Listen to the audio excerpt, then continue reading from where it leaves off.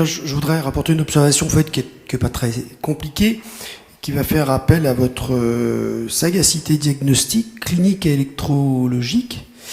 Et en fait, c'est un peu pour en finir avec un dogme de diagnostic différentiel qui, à mon avis, ne doit pas en être un dans le cadre des atteintes de corne antérieure.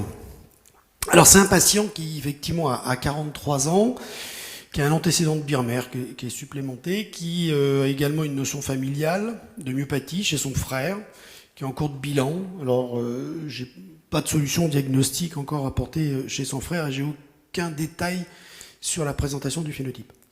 Bon, ce patient prend aucun traitement, est très actif. Et en fait, depuis 2 ans, il rapporte une faiblesse de la main droite. Faiblesse indolore, sans trouble sensitif, qui s'est installée de façon progressive depuis 2 ans, sans aucune cervicalgie, il n'y a aucune plainte neurologique en dehors de crampes fréquentes dans les doigts, et qui sont effectivement là aussi aggravées par le froid. Alors, donc c'est un déficit isolé de la main, et à l'examen clinique, effectivement, on confirme qu'il n'y a pas de trouble sensitif, quelles qu'en soient les modalités. Tous ces réflexes sont perçus et normaux, sauf le cubitopronateur, qu'on a un peu de mal à avoir, sous réserve de la fiabilité de ce réflexe. Et on observe effectivement quelques fasciculations, indiscutables, mais donc peu diffuses, car surtout retrouvées dans la loge hypothénare droite. Et le déficit moteur correspond effectivement à un déficit qui concerne à la fois la loge thénare avec le court abducteur, mais également les muscles d'innervation ulnaire, le premier interosseux et l'abducteur du 5, avec également probablement une participation débutante moins marquée au niveau des palmaires, avec un déficit au niveau de la flexion du carpe. Le reste de l'examen est normal, hein, il n'y a pas d'autre anomalie, il n'y a pas de fasciculation ailleurs, ces réflexes sont normaux, il y a une langue parfaitement normale, donc on est donc confronté à cette situation de déficit moteur pur atrophique distal de la main droite. Donc situation bien classique. Alors on passe à l'EMG, et l'EMG montre ceci. Donc je vous laisse découvrir, mais globalement, rien de bien mystérieux par rapport à la clinique. Hein. On a effectivement, donc je vous ai mis en rouge, je ne sais pas si ça paraît bien, donc des réponses microvoltées au niveau du médian droit, avec une onde F qui n'est pas obtenue de ce côté. Rien au niveau du médian gauche. Et puis au niveau ulnaire, donc on a fait des stimulations étagées jusqu'au point d'herbe, ne retrouvant pas de bloc, pas de dispersion. Et on a là aussi une réponse microvoltée. Ce patient, je vous rappelle, a 43 ans. Une réponse microvoltée avec une F un peu difficile à obtenir, un peu monomorphe, un petit peu allongée en latence distale, mais rien de bien majeur et donc avant tout une baisse d'amplitude. Et au membre inférieur, ma foi, je vous ai pas mis tout le détail, mais il n'y avait aucune anomalie. Bon, on a bien évidemment fait un électromyogramme très complet, on a fait des conductions sensitives, dont le cutané médial de l'avant-bras ou brachial cutané interne, parfaitement normal, aucune anomalie. Et on retrouve de façon assez peu surprenante des signes d'énervation très intenses dans les muscles intrinsèques de la main explorés, tous les muscles intrinsèques de la main explorés, avec également des énervations un peu moins marquées, des tracés un peu neurogènes dans le cubital antérieur, mais surtout dans le palmaire, effectivement, ce qu'on présupposait un petit peu sur le plan clinique. On note à l'électromyogramme des fasciculations, essentiellement dans le court abducteur et le palmaire, essentiellement dans ces 2 territoires. Et on a fait un électromyogramme, bon je ne vous ai pas mis tout le détail, mais faites-moi confiance, tout a été exploré aux 4 membres, et on n'a rien retrouvé dans les autres territoires. Du même côté, il n'y a pas d'atteinte du triceps, du biceps, deltoïde, enfin bref, on a fait tous les territoires possibles, membre inférieur, rien, et on a exploré la région bulbaire, même les paravertébraux, si mes souvenirs sont bons, et il n'y avait effectivement aucune anomalie. Le diagnostic est en fait déjà sur cette diapositive. Alors, d'abord, avant de faire une conclusion étiologique, il faut quand même faire une conclusion anatomique. Vous serez d'accord avec moi?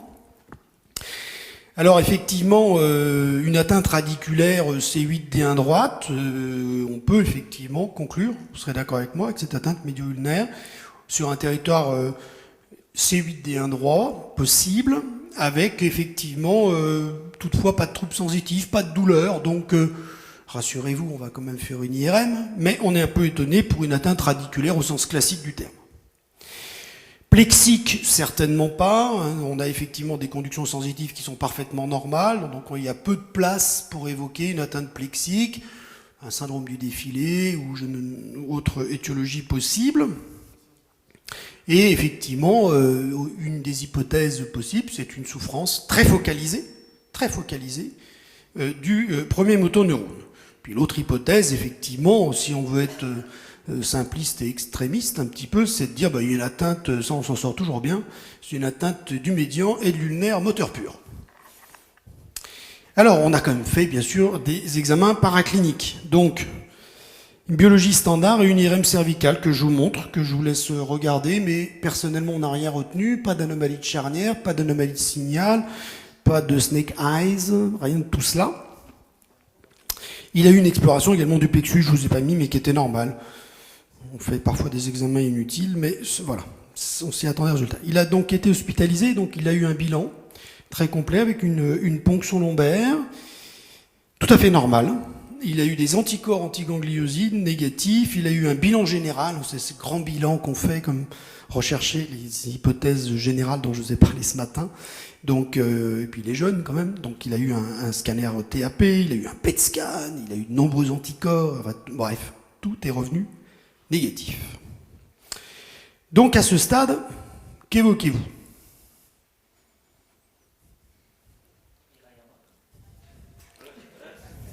Alors, Hirayama, oui, si ce n'est, je ferai deux remarques.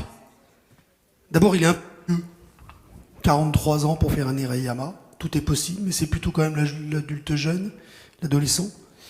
Et puis deuxième chose, il y a un pattern très particulier que vous avez vu chez ce patient, il y a une atteinte nettement prédominante pour le médian, beaucoup moins pour le premier interosseux, ce qui est l'inverse de ce qu'on observe. Alors, je ne crois pas, mais quand même, il y a eu notamment une très belle revue il y a 2-3 ans sur ces modalités différentielles d'atteinte premier interosseux co-abducteur qui permettent d'y voir clair. Donc, Hirayama, on ne l'avait pas retenu.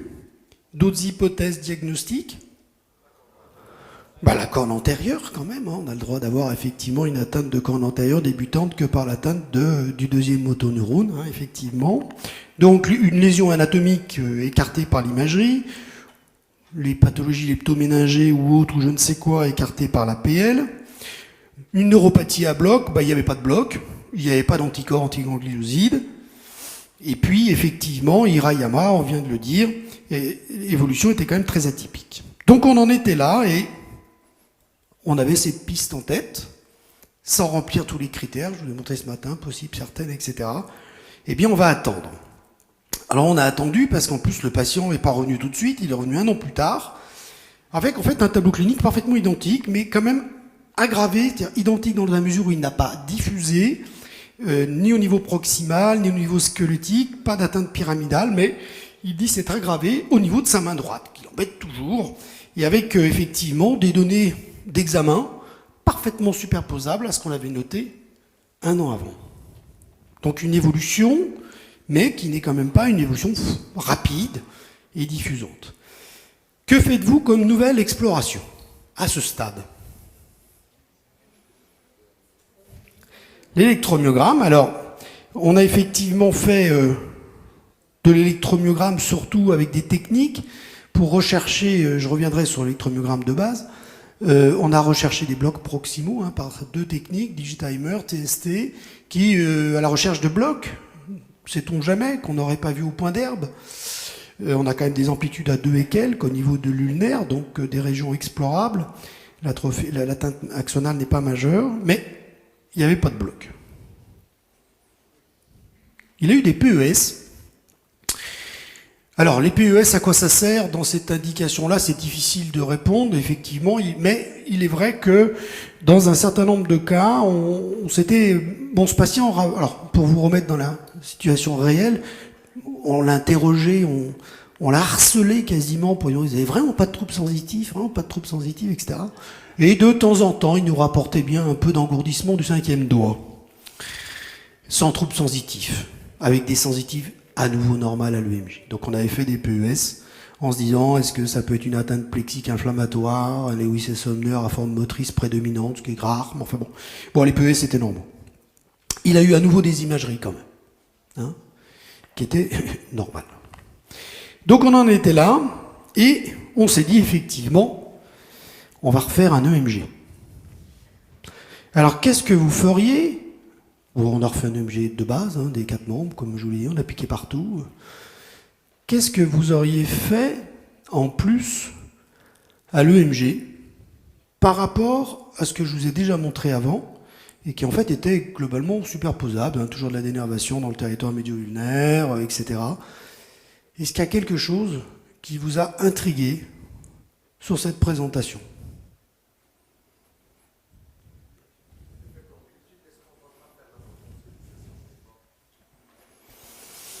On l'a pas faite, il y avait une atrophie, donc pas beaucoup, je pense à un bloc présynaptique, vous l'évoquez, on l'a pas fait. Il y avait une atrophie, il y avait des fasciculations, il y avait de la dénervation, beaucoup de choses quand même atypiques. Et chez son frère, on n'a pas eu d'idée encore sur l'atteinte musculaire? Non. Alors ça, c'est une information qu'on n'a toujours pas. Manifestement, c'est pas la main.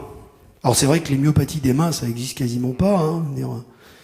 Donc lui, bon voilà. Puis franchement, on était vraiment sur du neurogène. Par contre, je connaissais pas l'histoire du frère. C'était peut-être pas une histoire myopathique.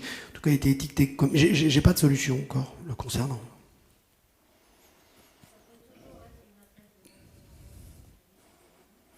Oui, donc ça c'est effectivement une possibilité. Les PMA, ça existe. Il y a des atteintes très focalisées hein, qui évoluent très lentement. On a 2 plus 1, 3 ans de recul. C'est un peu étonnant quand même. Mais bien d'accord avec toi. Alors en fait, il y avait une chose à faire à l'EMG. Une chose à faire à l'EMG qui permet tout de suite de rétablir le diagnostic. C'est que d'abord, il y a une chose qui m'avait frappé, c'est qu'il avait une atteinte, il avait une conduction motrice dans le radial, il n'est pas déficit, hein, qui était parfaitement normale. Je rappelle que le radial, vous voyez comment on l'explore, hein, on explore le radial, voilà, sur l'extenseur propre de l'index, qui dépend de quelle racine? C8D1. C8D1.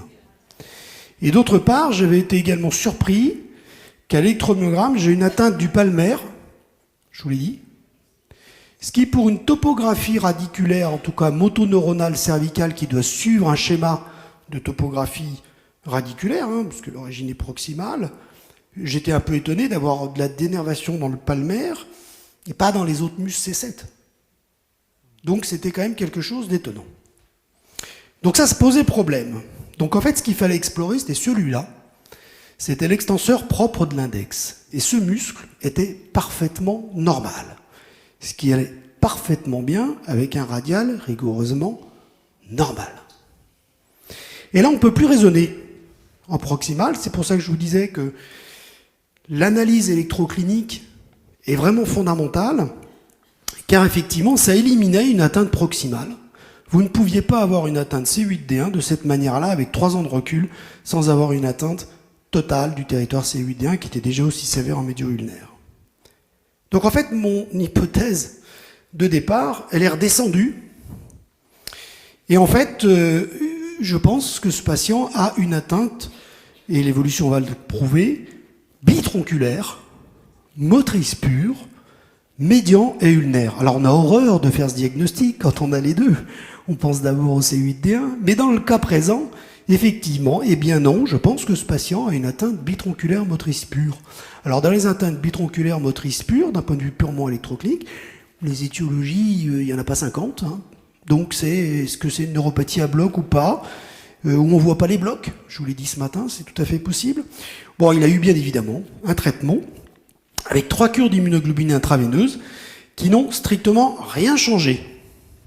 Rien du tout. Et puis on a perdu le patient de vue pendant 2 ans. Et puis en fait, il est revenu et il nous a apporté la solution.